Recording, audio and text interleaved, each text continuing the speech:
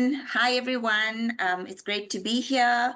It's a very pivotal time in the African history and being able to contribute to a very important topic that is safe to my heart as a geologist. I'm very happy to be here. So I prepared a short brief on what I felt was relevant to the topic. And I'm just going to talk about that and obviously make your notes and we'll have a further discussion if there's anything further you'd like to address. So Africa stands at the heart of the global green transition due to its vast reserves of critical minerals like lithium, cobalt, nickel, and rare earth elements.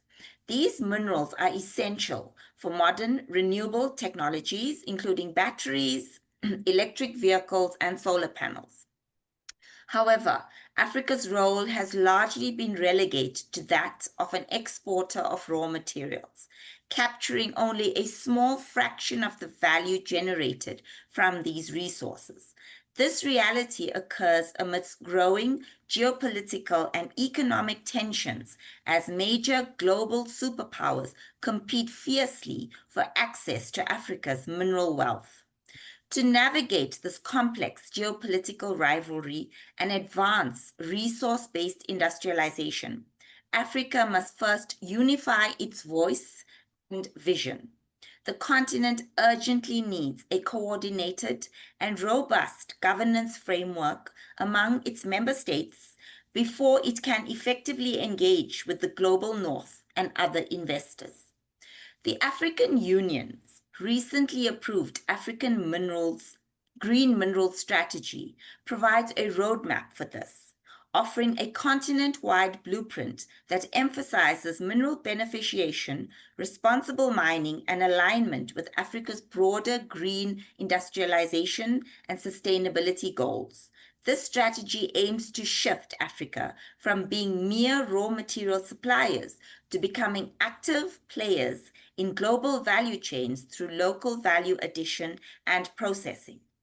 Preventing the pitfalls of green colonialism requires deliberate safeguards that protect land and resource rights, promote environmental sustainability, and ensure equitable benefits for local communities. Strong regulatory frameworks must be enforced to uphold these principles. Equally important is the inclusive participation of all stakeholders, particularly indigenous peoples and vulnerable groups, to avoid exploitation and mitigate social harm. These measures are essential to establish fair, inclusive, and environmentally responsible mineral development.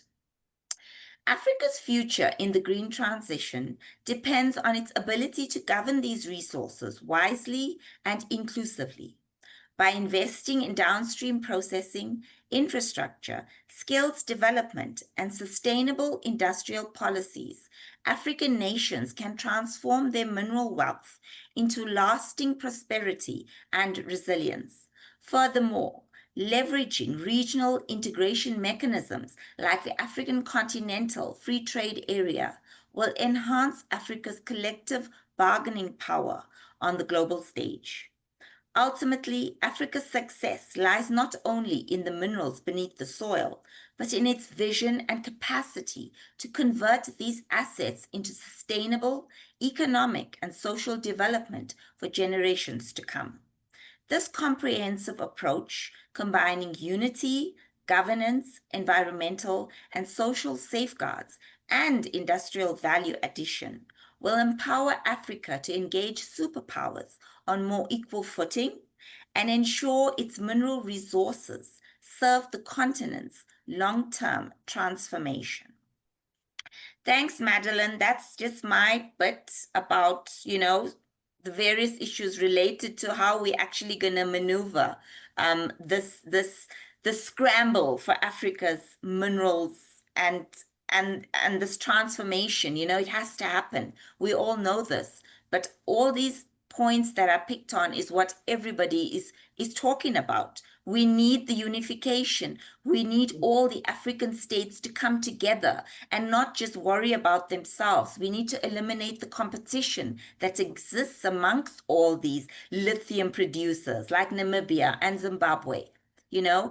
And I think that's what's so important. So for me, it's really such a mindset shift that we need to actually focus on. And how are we going to do that?